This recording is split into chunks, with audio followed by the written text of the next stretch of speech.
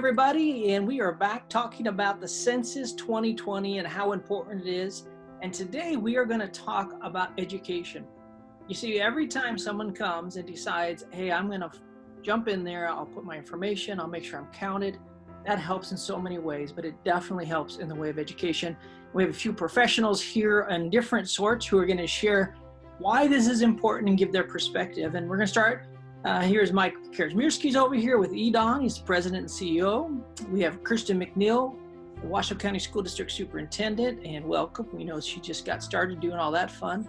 We have Councilman Paul Anderson from the city of Sparks, and we cannot forget our wonderful Miss Laura Thorwitz. She's with the Nevada Census 2020. And so we're going to go ahead and begin, and I'm going to just open it up. Mike, I'm going to ask if you would kind of just start letting us know from your perspective of what do you see going on here? How does this affect businesses and education, and how does this come together? Well, the census count is probably one of the most important things we can do as a community to prepare ourselves for the changes coming in our economy. And when you say that, it's because of the massive amount of federal funding that's linked to the census count. For example, last census, 2010, we came up probably 100,000 citizens short of 100%, which you'll probably never get, but that's just the target. And that 100,000 citizen count shortfall cost us over $20 billion in federal funds over the last 10 years. If you project that forward, we're going to need that funding more than ever following this pandemic for many reasons. I mean, Kristin will talk about all the educational pieces, and many of these feed right into education. And without the education funding, we're going to have a hard time really having the workforce we need for the fourth industrial revolution, the kinds of jobs we see coming into our community. So from an economic development perspective, that funding is even more important now because the workforce of the future is going to be in part funded by this census funding. So from our perspective, it's very important on an economic development front, and a lot of that funding goes to education, but it also goes to roads and goes to medical expenses and other things. And if you really take a look at what's happening with this pandemic and the slowdown, our state funding and our state budget is going to get crushed in the next year or two. And if we don't have some backstop to help us get through that, which is where the census funding can help, then we're really in big trouble. You know, in business-wise, I'd ask you too, so we have workforce development, but we also, any new businesses that ever think about coming here anyway, also look to education, right? Well, education is critically important. People select the place they want to live based on education in many cases. So quality of life is important, but do you have schools that adequately educate your kids so that they can do the jobs of the future? And that funding will really make a difference as we continue to move in that direction. Thanks, Mike. And how about you, Sir Councilman Anderson? What do you think about all this? So kind of following up on what Mike said is that, the census is going to be vital for us as far as the education piece. And really, if you think about education, having a good education is vital to the strength of our community. In order to get good, well-paying companies to want to be here, want to move here, we have to have a well-educated population. And I would say most of us, when we think of education, we're thinking of the K through 12, kindergarten to high school. As far as the federal funding and where we need to help on education. But high school isn't where it stops. Many of us, in order to get a better job, we have to get additional training through technical schools or college. And those higher levels of education can be very expensive.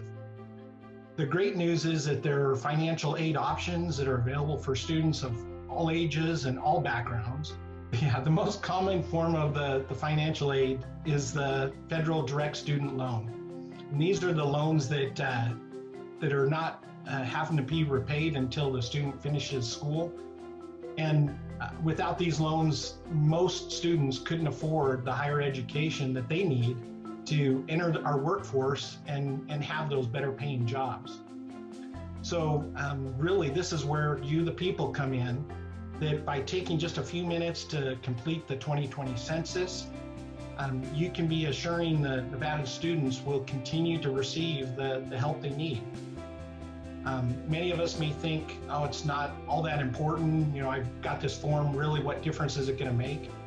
It is very important, to the point that if you think about where we stood in 2016, the state of Nevada received $385 million for student loans. So please take a few minutes, complete the 2020 census. It's going to make a difference for you, our neighbors, our businesses, our state as a whole. You know, it's one of those things that's interesting that one of our hard to reach groups is the college age students, because a lot of them don't know where to do this, but it is the ones that are going to be affected by this if we don't get their count. And so it is crucial. And then also, you know, a lot of our minority groups and things that are in need of some of these definite services. And so, you know, just for at large, for everybody, no matter what your background, this will affect some of your future education for the next 10 years. For the next 10 years, it's just crucial. And we also have with us Miss Kristin. Tell us what's going on and what are you thinking? I'm sure you can't wait to get school started, but the census could be important to you. It's hugely important, and I absolutely appreciate Paul and Mike's perspective on this. I think, you know, there's probably not a more important issue that was on the books pre-COVID than the Census 2020. We have done a lot of work around that, educating our employees, our 8,000 employees. We're the largest employer in Northern Nevada, to talk to them around how important the census is. And just as importantly, our parents and our community. The federal funding that is received because of what turns out in the Census 2020 is highly impactful to our school district. We receive approximately about $10 to $12 million on Title I allocation. And Title I is a program for those schools that have high poverty numbers, free and reduced lunch students. And so our federal dollars are determined on somebody filling out that census document. There's federal funding that comes in the form of Title I that provides additional support, like I was saying, to our high poverty schools. But also there are many other types of programs. English language learners, that's federal funding. Professional development for our teachers and principals, that's federal funding that we receive. And I will tell you, Nevada already being 50th in the country as far as per pupil spending and per pupil amount to education, the federal funding is supposed to be supplemental to what we receive. And within the Title I formula allocation, which is an extremely complicated formula, but I'll give you a real good example of how critical this is. So the amount of funding that Nevada received, depending on the CARES Act that that just went through the legislation as far as the amount of funding, that's distributed to school districts based on the Title I allocation. So the amount of funding that we're getting to help close some of these huge expensive that we're seeing because of the COVID-19 pandemic, that is determined because of the amount of federal funding that we're receiving. So if we don't have people filling out adequately or accurately the Census 2020, those are some of the types of impacts. And I'm sure Laura's going to cover this, but the population that was most severely undercounted in the last, the 2010 census was our pre-K kids, early childhood, students under 4 years old, was probably one of the most significantly undercounted populations. And that goes to our Head Start funding, our early childhood education funding. The other huge program that we need federal funding for is the individuals, our IDEA, our special education funding. And the federal government has never reached the promised account of 40%. They typically fund about 13% of our IDEA dollars. And I will tell you, we make a huge budget transfer every year to pay for special education services. So just to re-emphasize the importance of those federal dollars are so critically needed in our school district and across the state of Nevada. Oh, thank you. I know we could probably keep going and going. I want to throw one more educational piece in this, and it's something. So we have our younger, we have our college students who are going.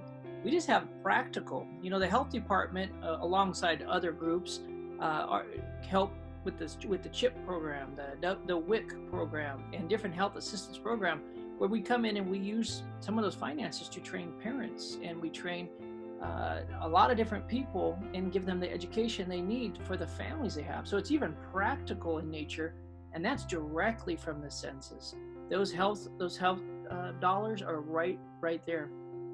And one interesting thing that I want to share before we're done is this really becomes a race, not just to see what we can do here, but it's really against other states. There is so much money sitting here waiting to be had.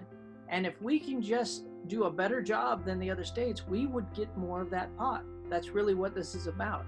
And so we want to make sure we really step up there. We do the best we can. So if you're seeing this video, share it with somebody. It affects you. You know, and the other thing that I'm around a lot of people who love to try to do nice things where we do fundraisers. And if I could, you know, for someone to just sit back and have the ability to put their name in and mark this down and see that kind of finances, $2,000 a year for the next 10 years, that's a pretty awesome fundraiser that you could do like that. And that's incredible. And that's per person in your home. So if you have 5 people in your home living there, you get to raise that for our state that comes right back to serve the needs of those in our population. So it's crucial. It's awesome. Thank you all for your time. But I'm going to go to Laura. She's going to tell us how to do this, because I'll tell you what, hopefully we got you so interested. If you've not done the census yet, you're ready, and you go for it, Laura.